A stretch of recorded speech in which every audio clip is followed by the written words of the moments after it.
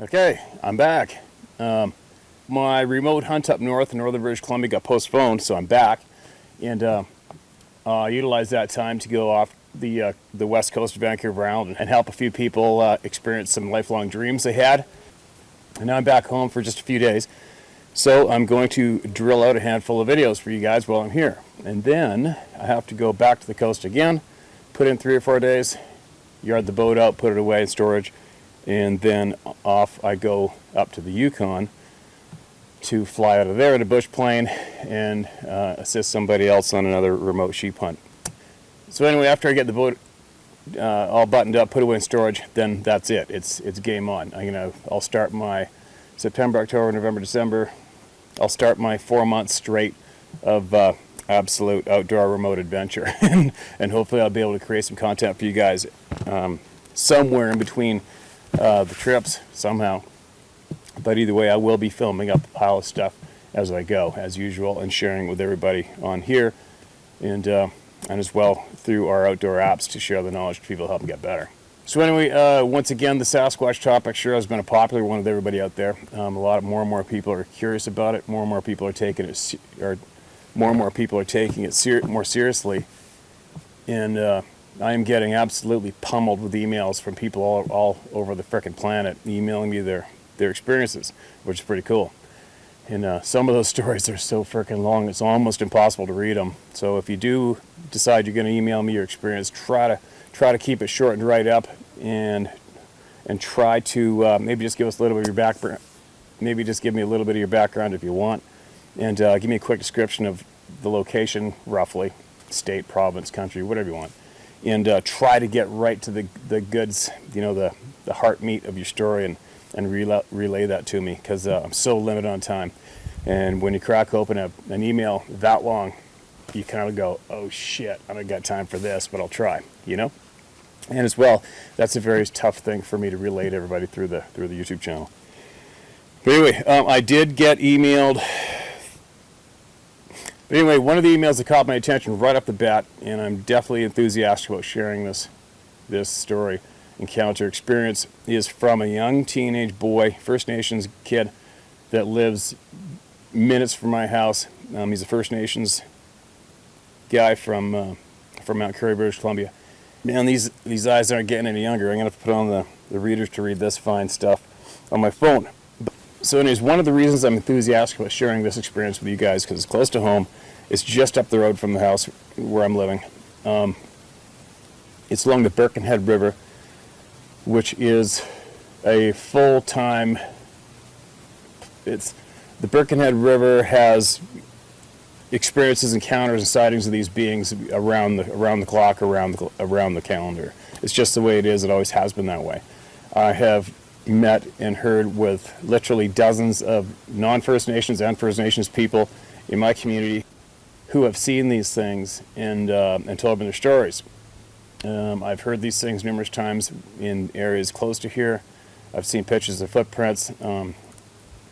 Just as a quick recap of some of the experiences I've heard of around this community. There's a place called Continental Pole. It's a place where they mill logs for log home building. There's a Sasquatch blatantly standing there in the swamp back behind that property, watching kids walk by on the highway that goes to Duffy Lake. What else? I know of 3 young boys who are playing soccer in the Mount Currie New Site, it's called, the reservation community there.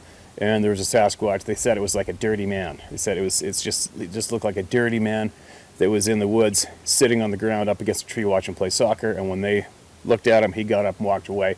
And it was about an 8-foot-tall, hair-covered being, and it wasn't a human being. And there's a woman there in Mount Currie Reserve who has had them screaming outside a window. Apparently, she's recorded the screams. She has a plaster cast of footprints. Again, my farrier, a non-First Nations man, long-time resident where I live. He drove up that road, had him run across in front of his truck. What else? A family right there on the other side of the Birkenhead River had one blatantly walk right across in the front yard at dusk. The outdoor dogs, which had never been in the house before, were fighting each other trying to get in the house. They phoned the cops, and they came to that scene. The Green River itself, which is just near the side of the valley from the Birkenhead River, that week. They could hear screams going across the valley from one point above the Green River and being replied to from the other side of the valley where the Duffy Lake Highway starts. And they were yelling back and forth there at nighttime for a week. And there was 15.5 and 17-inch footprints found along the Green River bank at that time. So it's endless. It's freaking endless, okay, around my community especially. So let me get into reading this short experience from this young man. I'm sure you're listening right now, and I'm glad you wrote to me. And if you ever see me in town, just come up and say hi, and we'll talk for a little bit, okay? So here we go. Hello, I just watched your video about the Sasquatch stories. My name is Harley Lapine. I'm 16. I live in Mount Currie. My story starts off with me and my brother-in-law, William Williams. The Williams family is a prominent family in Mount Currie, near Pemberton. And there's a lot of very, very skilled horse people there, rodeo people, bull riders in that family. Definitely heard of you. I know who a few of you are. I don't know you personally. But anyways, carrying on. We're floating down the Birkenhead River on an inflatable kayak fishing for trout. We're about halfway down to where we get off the river. And William said, "Hey, look at other fishermen way down there on the opposite side of the highway." I thought, why is someone fishing way back here on the other side of the river near no houses?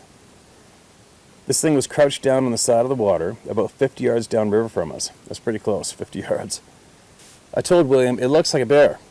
The river carried us down a bit further and closer to this thing. It stands up, and it's up to its knees in the water, but it's still this massive, towering being. It must have been 9 feet tall. The first thing I noticed was, 1, how tall it was, and 2, how broad its shoulders were. It turned to look at us for about 10 seconds, then took a few graceful yet huge strides into the woods behind it. Not much was going through my mind, but I knew we had to float past where this thing had been just seconds before. I didn't know if it was going to mind its own business or what. As we passed it, it was super quiet. No birds, just nothing. Dead silence. After we got down the river some more, we continued fishing, and have shared the story many times with family members, also people who are interested in the topic.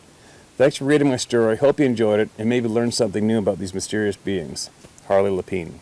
Okay, that's pretty cool, Harley. I totally appreciate you wrote me and shared that with me, because I enjoy hearing more stories from obviously right where I live. I just find it quite interesting. Okay, so let's touch base on the douchebags just for a minute. Just so you guys know, I actually get a kick out of baiting the douchebags. Okay, it's kind of fun for me. It's just a fun little game. And, you know, a lot of people say just ignore the bad people, they go away, don't react to them. And that's true to a point. And one thing that I've learned over the years growing up, after having some very serious, bad people in my life, is some of us are definitely needed to fight back, okay? Fight back and put people in their place and protect others. And that's definitely my character. Sorry, can't help it, is what it is. But in reality, though, if any of you that are a little bit annoyed with the way how I antagonize the douches the odd time on some of the past videos, in case you haven't noticed, it's actually working, okay? Because when I go surfing the comments looking for some nasty ones that I can use for material to make a funny, angry YouTube comment video, it's very, very difficult now. There's next to none. It's about 99.9% all positive feedback in the comments on the videos on my channel, and it's absolutely great. It's humbling and is very, very appreciated. There are overwhelmingly the majority of the people on my channel are absolute supreme, kind, aware, intelligent people. What I'm saying to you people who are suggesting I ignore the douches is, well, you might think that way, but I've already proven it to myself. It's working. Humiliating douchebags is actually quite easy, and douchebags have very, very weak mindset, and they're very easy to manipulate from my end into basically just shutting them up altogether. It's working, okay? And it makes me laugh. So anyway, if you recall, a handful of videos back, we're 3/4 way at the end of the video, I made it clear to you guys that I was actually providing douche bait for the douchebags, because it's very, very easy to draw them out of the closet and then slam them and delete them. So that's what I do. It's fun for me. It's just a little sidekick joke thing for me. I know I am humiliating the living crap out of them, and they got it coming. and it shuts them up and they go away. And you can tell by the feedback on my channel, on the comments, it's basically 99.9% positive, good, friendly, kind feedback, which is so appreciated. It's silly. And that's the way we want it here. Okay? I don't have any time. I don't cater to douchebags, and I don't cater to bullies as a rule, whether it's online or in real life, and that's just who I am, and that's who I'm going to be, and it works for me, and it's actually working for a lot of you. You just don't know it yet. Okay, so another thing that I am going to do shortly is I am going to be extracting the audio from the majority of the good, decent videos with decent audio that I have on the channel now. And I'm going to transfer those into a podcast. Yes, I'm going to do a podcast, mostly on popular demand, but as well because it's easy. And it'll be easy for a lot of people to listen to on the way to work or listen to whenever they're doing whatever it is they do when they prefer to listen to a podcast. And I'll put it up for them to have access to. So if this gets onto a podcast right now, what I'm saying, and you're just listening to this audio, so you know, you can as well go to YouTube and watch these videos, or you can listen to the audio on a podcast. And sometimes I may be mentioning, some pictures I may be using as an example, and that's what I'm doing, obviously. And you can check those out on the YouTube channel later on if you're curious about it. But that is what I'm going to do. I'm going to start the podcast up, and I'm going to extract all the audio for all the past videos, if it's quality enough. I know I haven't put that much of an effort into making it studio quality audio because I don't really have to. And eventually I will put a little more energy into providing deadly cool audio, quality audio for everyone. It's not hard, it's just time consuming as usual. And I'm going to do that, and I'll come up with a name for the podcast somehow shortly, or maybe we'll get everybody else, or maybe all of you can offer up suggestions for the name of the podcast. I almost thought about just calling it Honesty. Just plain honesty, the Honesty Podcast. No bullshit, just honesty. That might be a catchy one. Who knows? Whatever. It's not a major detail. So another thing, what I'm going to do, and I might do now, is I'm going to retell a handful of the stories that I told a couple years ago. Reason being is they weren't done in stereo, and they were done with added sound effects, which actually came out louder on the video form than they were in the editing program. And it made it difficult for a lot of people to listen to. And, with anything else, as you're learning new skills and learning new talents, all you do is get better, especially in this world, tech world, video editing world. The more you do it, the better you get, and you do it rapidly. You get better rapidly. So all your previous first works, you look back and you watch them and listen to them and you cringe. So I will definitely take a handful of the more popular stories from the beginning, retell them on just clear audio like this, and then I will as well transfer those audio clips into podcast form, and for everybody to enjoy and share and learn from and get confident from. Now, let's touch on something else for a second while I got everybody here and I'm just hanging out bullshitting. Tons and tons of people are non-stop messaging me. You got to get on the Joe Rogan podcast. You got to get on the Joe Rogan podcast. Get him on the Joe Rogan podcast. Well, I don't know how you just get on somebody's podcast. And I'll admit it, I have had probably a dozen plus invites to be on numerous podcasts this past couple of years. And to be honest, I've promised people I would, and I still haven't. It's very, very time consuming for me. And and by the time I do, might have a spare evening or two at home. It really takes a lot to want to go out of my way to phone some stranger and sit on the phone and hang out with them bullshit when it's like, oh my God, I just want to sit back and relax just for a couple minutes. It's hard. I am going to do it, but just so you know, it's difficult for me to cut that time away to get on a podcast. Now, as far as the Joe Rogan podcast goes, I definitely am a follower. I've watched hundreds of his podcasts, and Joe has definitely got it straight across his stance on the Sasquatch topic, and he's sneered at it, scoffed at it, and belittled people that support the idea or belittle. I've seen him directly belittling witnesses to these beings, which is fine. Like I said a long time ago, not too many human minds can wrap around this topic. They just can't. And I've come across very many intelligent people whose brains just cannot wrap around this topic. They can't. And it's just, it is what it is. It's the way it is. You know, listening to Joe's excuse why in the past, he's always brought up, well, I did a TV show one time, and these people that I met were absolutely loony and crazy. Well, my automatic answer to that is, of course they were. It was a TV show. TV needs content. TV needs it to be interesting or laughable or dramatic. And TV basically attracts 99% frickin' retards anyways. Okay? I don't watch TV. I don't. I refuse to watch TV. The knowledge that I've gained, the more aware I've become in life, with life in general, started about 5 years ago. And I came across some knowledge I didn't know existed. I was angry at myself for not knowing about this knowledge. And I wanted to gain more knowledge and get better. And I realized that one of the main blockers from me getting better in life was wasting time doing stupid shit. I'm telling every single one of you, if you sit down and have a favorite sitcom on TV, you cannot do anything more to waste your time and stop your brain dead. Okay? That's just what you're doing. And teach their own, but that's what I don't do. I don't watch TV. And as soon as I hear somebody is involved in a TV show or wants me to be on a TV show, I go flatline the opposite direction. I have no time. I have absolute no time for television. Television is meant to be entertainment. Television is meant to get ratings at all costs, and television is meant to make money for some kind of advertisements. So no thanks. But getting back to Joe, he's got a lot of followers, and a lot of people may listen to his word as the word, which is potentially wrong. And don't take this as disrespectful towards Joe Rogan, because it isn't. I've watched him, I've followed him, seen the hunts that he's gone on as he is just getting into hunting, and he is just getting into hunting. And no, he's not an accomplished hunter, and that's not being insulting. But we have got a guy who lives in Los Angeles. Okay, he lives in LA. He spends probably 90% of his time in deep within cities.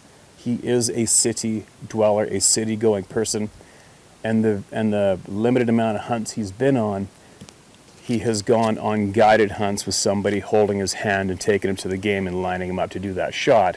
And that shot is what he practices in the city, indoors, in his house, and in his studio. Okay, so what I'm getting at is, I'm not being insulting. I'm just reading the honest goods the way it is. Joe is not a true outdoors person. He lacks a pile of knowledge in the outdoors. He's got very, very, very little time in the outdoors, and he definitely doesn't qualify to be the man to dictate to any human being that these beings do not exist out in the wilds of North America and other continents today. It's just the way it is. I mean, I will guarantee you, Joe Rogan has never, ever gone in the woods by himself once to pre-scout, find game, set up his own stands, make salt licks, and I'll guarantee you he doesn't even own a trail camera. He doesn't know. He's a city guy, and that's all there is to it. And he's not the guy to look for answers when it comes to these beings in this topic. He's just not. And with hunting as well, Joe would not be the guy to look for answers when it comes to hunting.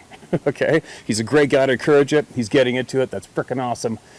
But he's far from being a very experienced backwoods person, is all I'm saying. So, I don't know.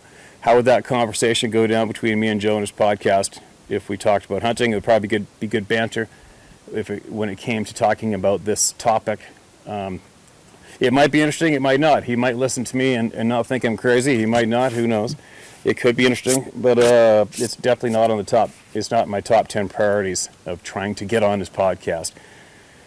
Because with the internet, thankfully, has opened up a door and windows and a stage for every single one of us to speak and find our people and share knowledge and experiences and encourage each other. So whether or not I get on somebody else's popular podcast isn't going to really have much of a bearing or much of an effect on how or what I deliver to you guys anyways. And let's face it, this channel's getting pretty freaking popular. The people are, there's over 1,000 people a week are joining this channel now, and it is what it is. And another thing to take note on that is I've never once asked anybody to subscribe to my channel or come here, not once. So that's not being rude. It's just a fact. You watch other channels, and they always are stressing through it at the beginning and the end. Be sure to hit the subscribe and like button and share this channel and subscribe and blah blah blah blah blah and promote it. Obviously, no bullshit is attractive, especially to the internet. The internet is so saturated with bullshit; it's not even funny. And I'm quite certain that's the only reason that my channel is becoming more popular by the day, by the hour, by the minute, and it's pretty cool. Does it freak me out to be talking in front of so many people? Hell no. Why would it? It's not. I don't find it intimidating to talk to one person. So if I'm not intimidated to talk to one stranger, then let's times that one stranger by 1 million. So that means still 1 million times not intimidated with one still means not intimidated. I'll talk to 5 million, 10 million, 100 million people. It doesn't fizzle me the slightest. And I'm going to keep doing this. So anyways, that is my plan. That is what I'm doing. That's what I'm up to. And I'm going to keep this ball rolling. So, maybe I will say it once for the very first time ever. It's kind of funny. It is kind of funny when you really look at what's going on, especially with this topic that you guys have forced me to tapping into and discussing, the Sasquatch being topic. It's kind of funny. I'll put up a hunt story. Get a handful of hits, a bunch of hits, or whatever kind of story, fishing, hunting, outdoor story, and it'll get a substantial number of hits. But when I put a Sasquatch themed story on my channel, oh my God, does it ever go off? It takes, not even a couple weeks for it to get 80 to 100,000 hits. And what that is also telling me is there is a pile of people, easily over twice as many people have subscribed to this channel, are lurking around in the background, checking on my channel regularly to see if there's a new Sasquatch video. And I almost wonder if they're too scared to subscribe because they don't want anybody thinking they're subscribing to a Sasquatch topic channel. Maybe they're too scared. Some of their friends might find out that they have an honest interest in this topic and they're too insecure to admit it. Who knows? I don't know. But that's fine. If you're lurking in the background, you're still finding the new content, that's fine. If you want it to be easier on you, I'd imagine subscribing would be a lot easier, and then my new content will just pop up in your face and you'll get to hit it. But either way, so yeah, at the rate things are going, I'll bet there's going to be 100,000 people subscribed to this damn channel here probably by November. Good on y'all. So anyway, all right. So getting back to that encounter I just relayed to you via the young man, the young First Nations teenager in Mount Currie.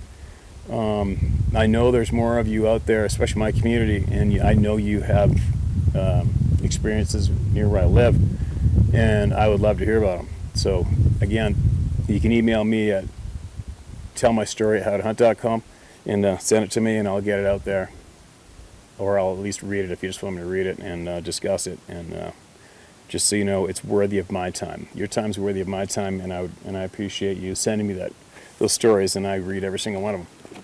And again, on that note, I think there's probably over 400 emails in that email inbox right now with people sharing stuff with me, numerous pictures of tracks. I had another guy, an older guy from Central British Columbia, email me to tell me about his senior-aged hunting partner who has 2 of these things on a trail camera. He said one of them's got his back to the camera and the other one's facing it, and he could see the long hair on it and non-human-like face, but he says they are definitely they're real beings. I don't know if he's going to share that photograph with me or not. Why they wouldn't is beyond me. I haven't a clue, but teach their own. He said his friend's a little guarded and safe and tries to play it safe with those things. It was the quote. But my brain takes that in and goes, play it safe with what? Don't tell me your name, crop it out if you're scared about losing your hunting spot in the background, and share it. And especially, you get something like that, share it with all these people that are confused and terrified and a little scarred from having their experiences. The more direct, honest knowledge that can be shared with all of these people is better. It's a good thing. And that's why I am tackling this topic openly and publicly is only for those people. It's not to prove anything. I'm not a researcher. I never will be a researcher. I just laugh because it kind of makes me laugh. Sorry. I'm not a Sasquatch researcher. I am a knowledge sharer. I am a supporter And I'm also a protector, and I got your back at all costs. I'm not scared of frickin' nobody out there.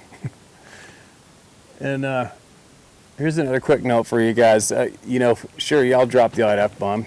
Big deal. It's just 4 letters put into a stupid word that makes us... It's just 4 letters that is put into a word. It's sound that comes out of our mouth. It's harmless. It is what it is. It's part of our English language. It's part of ourselves. It's part of expressing ourselves clearly. And it's frickin' harmless. If I want to say the fuck word or any other curse word, I'm going to say it. And if you actually feel you need to go out of your way to try to attempt to tell me how I should speak, you and I have nothing in common. And this channel isn't a safe place for you. Okay? And it never will be. So you can come here to my channel, go to other channels.